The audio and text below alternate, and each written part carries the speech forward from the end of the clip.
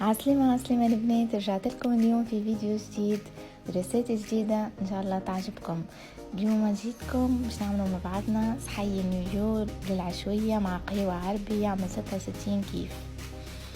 اول حاجة باش نبداو بها هي الشحور، نطيبوه ونخليه على جنب.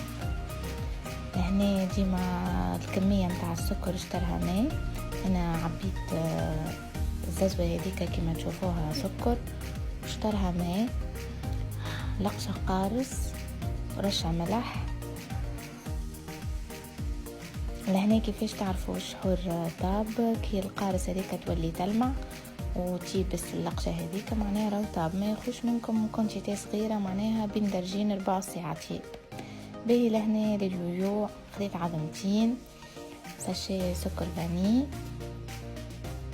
هنا بتعبتين عظم تنجموا تعملوا صحي